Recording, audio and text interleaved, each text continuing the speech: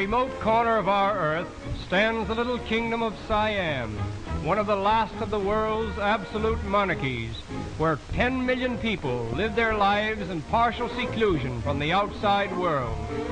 En route to Bangkok, the chief city of this ancient country, we pass a Chinese junk, which reminds us that most of the early settlers in Siam came from Mongolia, a province in China. After sailing up the Gulf of Siam, we arrive at a little peninsular port where a train is waiting to take us to Bangkok, about 35 miles inland. Before departing, we obtain our first gami as permitted, but when it occurs, the first wife is always acknowledged the head of the household. Incidentally, Siamese mothers never kiss their children, nor do husbands kiss their wives. Instead, they rub faces together. This little banquet is interrupted by the warning whistle from our train. And now we are en route to Bangkok. Except for a few railway lines, all travel in Siam is by water. The level of the land is so low and the soil is so soft. Experiences of the courageous engineers who conquered this tropical jungle with the first railway in Siam.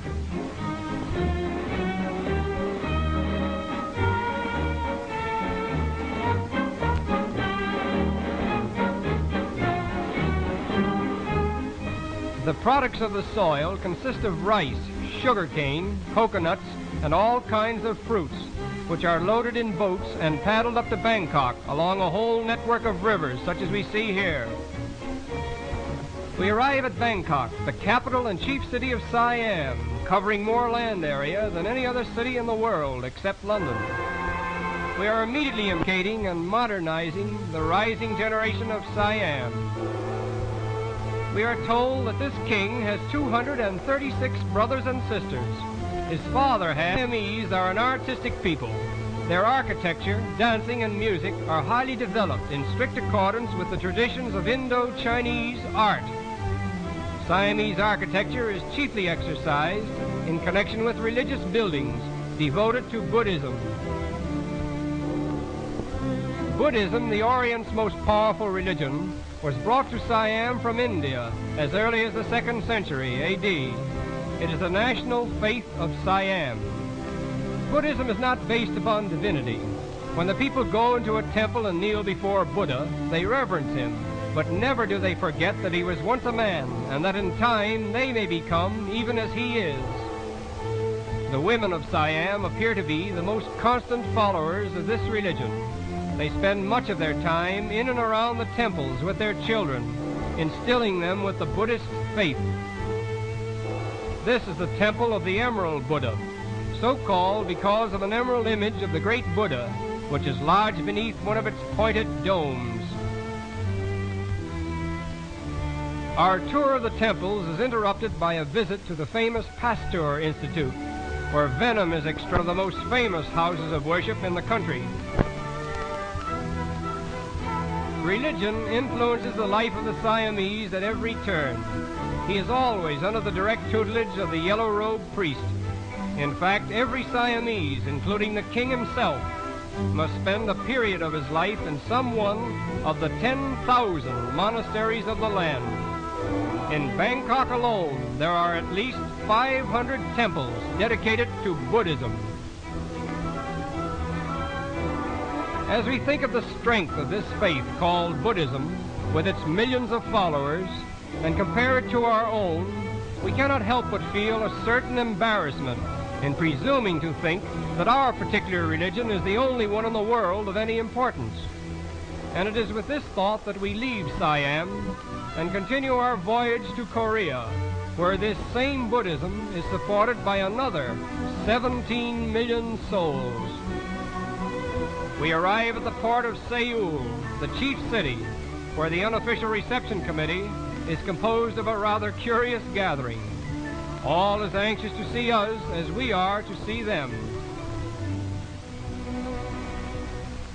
The white-robed gentleman with the funny hat is the main attraction. This fellow is a typical example of the native Korean. He bows to the dominion of Japan, but he firmly declines to admit the superiority of Japan's intellectual and moral culture over his own. Japanese Empire. Here in the new palace, amid the regal splendor of a departed era, the former king of Korea lives on the bounty of his Japanese masters. The streets of Seoul illustrates how thoroughly the Japanese are assimilating Korea. Somehow the women of Seoul seem to be the dominating sex, and we wonder if this dates back to a certain custom that was once rigidly enforced.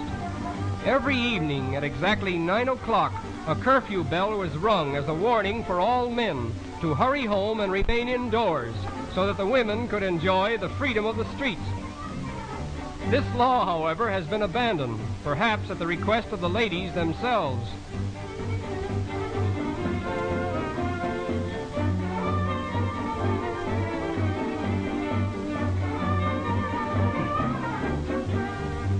The children of Korea are particularly interesting.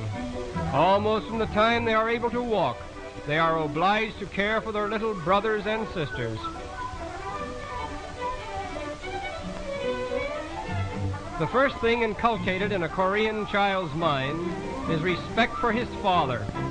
In fact, the four dreadful things which a boy fears most are earthquake, wind, fire, and father. Playing dinner and imitating the ponderous etiquette of their elders is a favorite amusement.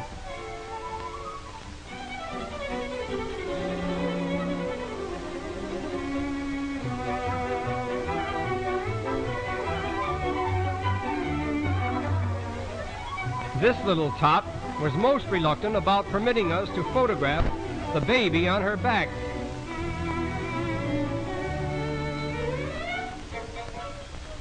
In an Oriental garden, we were afforded the special privilege of seeing a native dance, very much like those given by the geisha girls of Japan.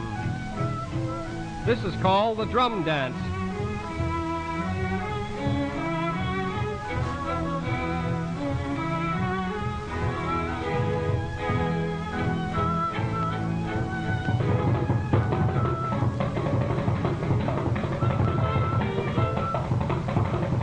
Whatever else we may have seen in Korea, we will never forget the gentlemen with the white robes and the horsehair hats, for they are Korea personified.